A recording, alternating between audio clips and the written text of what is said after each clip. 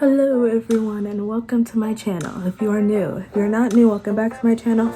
My name is Marina and today's video was supposed to be a Grammys related video of all of the Grammy snubs that happened this year, because there are a lot, and I might do it for another video, but today I decided to just get this topic out of the way on my channel and how I feel about it, because I see that the debate has sprung up again on Twitter, because of course it's Twitter, and I'm just here to give my 2 cents. And if you don't agree, that's fine, but I'm honestly so tired of seeing this debate.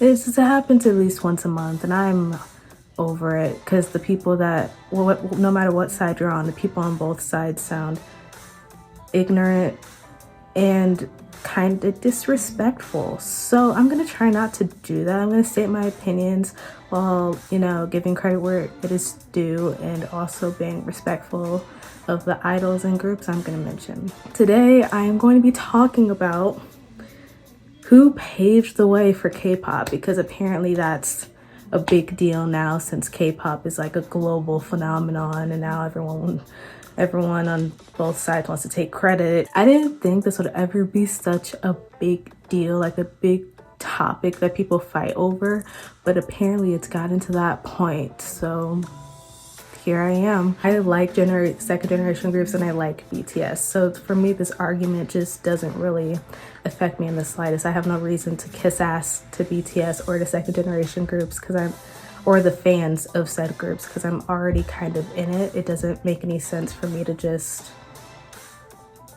lie for clout or views or whatever the hell y'all are talking about lately. I don't know. I'm just gonna state some facts, some actual facts, and also give my opinion based off of the facts I state.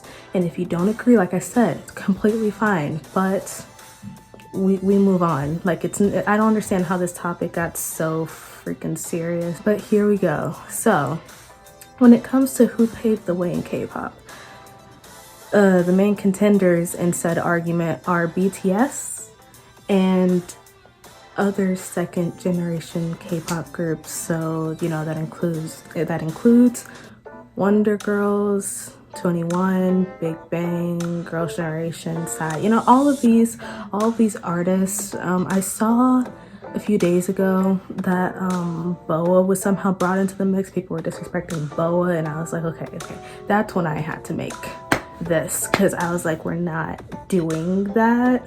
I'm just gonna make it straight, clear to the point. BTS is currently paving the way. They are paving the way for K-pop right now. That's where I stand. That's my opinion. I just want to start with the video stating that I'm not undermining and discrediting them by stating that these other groups did something before them.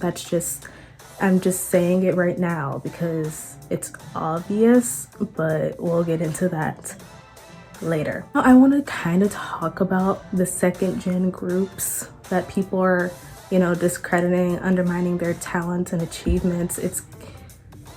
Armies are kind of being bullies right now, and I'm not having that. I'm really not. So I just want to talk about second gen groups and how I feel about the people that say that they paved the way. So of course we have Psy and Gangnam Style. Gangnam Style, it was here and then it wasn't. It was a trend.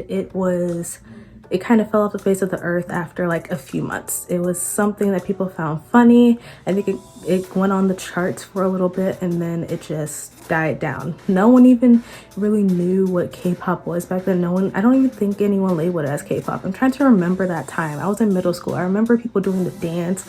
I remember people singing in broken Korean, and that was it. No one really mentioned it or labeled it as K-pop. We all just let it go, Same with Wonder Girls being on Wendy Williams and, Girls' Generation selling out stadiums. These things were not long lasting for K-pop.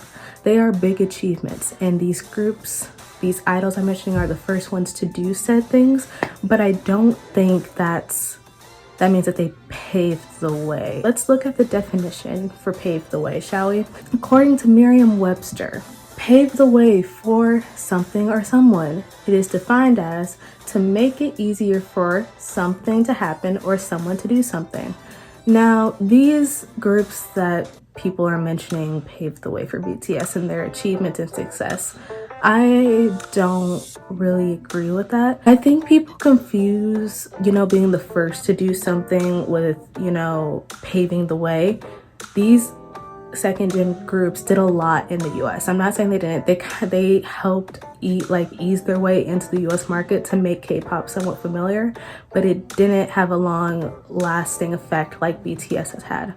I'm not one to shove achievements down these fans and antis' throats, but in this case they do matter. Look back at 2017 when it all started. So BTS came out with DNA. And then they were invited to the BBMAs after getting nominated for the Social Artist Award. And then it's just been uphill for them ever since. Not even just for them, but for K-pop in general. Because then they started getting attention, and then people were curious not only about what BTS is, but what K-pop is. Meanwhile, with these other groups that did all of this stuff 10 plus years ago, no one was really questioning it. Obviously, BTS probably looked up to those idols, and those idols kind of helped them set a mindset for what they wanted to do in their careers, and then they did that and more. So obviously there's no disrespect, but I feel like on both sides there's a lot of just straight up ignorance. No one knows what they're talking about. Also, another point I want to make is BTS, many people love and admire BTS because they came from nothing. BTS, we all know them for their rags to riches story. That's why a lot of people love them. It's because they had to work their way up to become who they are, through a lot of mistreatment, hardship, struggles. That's what happened. The people that are saying that second generation groups paved the way, if it was that easy for these groups after second generation groups to come out and achieve BTS's success, why haven't they done that already? If the second gen groups actually made it easier for people to go on talk shows, sell out stadiums, why aren't more groups doing that along with BTS? You see what I'm saying? It makes no sense. Just because they were the first to do it doesn't mean that they paved the way. BTS, after 2017, they were on interviews, talk shows. They were doing a lot. They were on a lot of stuff. And then after that happened, you saw many of these other groups on set talk shows and interviews, US marketed interviews, Western interviews, it became a norm. You can see it, but just by typing a K-pop interview, you see all these groups that are on, James Corden, Ellen, People TV. It's just a norm now. And that started after BTS did what they did a few years ago and are continuing to do. They are helping set the standard and paving the way for K-pop. Like I said, I'm not trying to discredit the second generation groups. If anything, I kind of admire them more because they were the first to do what they were doing, whether it was being noticed or not. I feel like a lot of people are basing these second gen groups' success off of whether they noticed or not, which sounds very self-centered, and I wish people took that out of their mindset. Even second generation groups have mentioned that BTS are helping to pave the way. Just to name a few, you have Shinhwa is a first gen, right? I think they're first gen, I might be wrong. You have Sunmi from Wonder Girls. You have, GOT7's Jackson, third generation, same generation as BTS, saying that they helped pave the way. You have Twice in one of their interviews in America said that BTS helped them, in some way, shape, or form, whether fans are wanting to admit that or not. They did help. You even have the president of Korea, for crying out. The list goes on. BTS obviously had an impact on K-pop, have an impact on K-pop in the way it is seen globally, especially in the Western market. Now people are paying attention to it. Whereas if you were to ask random people on the street 10 years ago if they knew what K-pop was, and I don't know who CL is, they probably wouldn't know, and that's okay. That's fine. But compared to now, if you ask random people on the street what K-pop was, they would know, because it is known now. It is known around the world what K-pop is, who BTS is, and it's normal. It's fine. These fandoms have too much pride on both sides and don't want to admit their wrongdoings and like how what they're saying is actually really disrespectful. I saw a lot of armies on Twitter saying how BoA had no success, how they don't even know who BoA is, they don't even know who Girls' Generation is, or like a Girls' Generation song. And I'm just like, okay, so you don't know who that person is, you don't know who these basically K-pop legends are.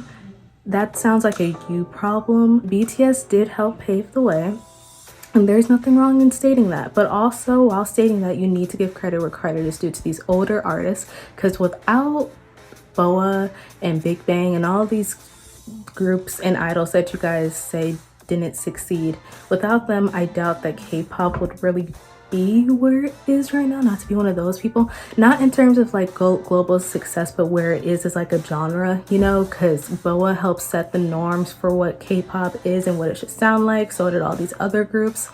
Many people that are in K-pop right now, all these idols look up to those older groups, and I'm sure BTS probably does too. So I feel like on both sides there needs to be some sense of understanding and, you know, Google fact checking so you don't sound dumb. That's my opinion on this topic. I feel like I really got through that quicker than I thought. I have notes, but I feel like I barely use them. At the end of the day, I feel like there's always this argument, and I don't understand why this is being like, it gets brought up, like I said, once a month, and I'm over it. Personally, I'm kind of over it. And I know a lot of people are too, like, and this has been going on for days. Like, it's the day after Thanksgiving. This has been going on since like Tuesday or Wednesday. I can't do it anymore. These stands feel really entitled to these groups, and it's getting weird. It's getting very weird. It's okay for like people to pay homage to second gen groups. And it is okay to admit that BTS is helping K-pop in more ways than one when it comes to international exposure. It is totally fine. And I really wish that we all could just like take our pride out of the mix and just come together and have a discussion instead of, you know, pointing fingers at like listing off achievements one by one, and like just have a mature conversation. But of course, no one can even do that. But yeah, that's my video. It's actually a really quick video. I thought this was going to be long, but I don't have much to say on this topic because I feel like what has to be said has been said many times, not just by me, but like the facts are stated themselves, like people can see. I feel like I'm just stating the obvious by listing off who paved the way or whatever. Like, it's, to me, it doesn't really make a difference. Like, I really don't care. But since this is like a big topic and I'm a commentary channel, might as well. If you enjoyed this video, thanks. I know I probably seem tired. I am like in the middle of a food coma. Like, I just woke up. Thanksgiving was great, but like my stomach is aching. So if I don't seem that excited or happy or like in the mood to do a video, it's because like I'm really going through it. But I need to speak on this, so yeah. If you want to follow me on social media, here it is, so we can talk about this. Don't come in my mentions arguing about me over this, please. I'm not in the mood. Other social media will be in the link and will be linked in the description. Wow, I really can't talk. That's crazy. Bye. Bye everyone.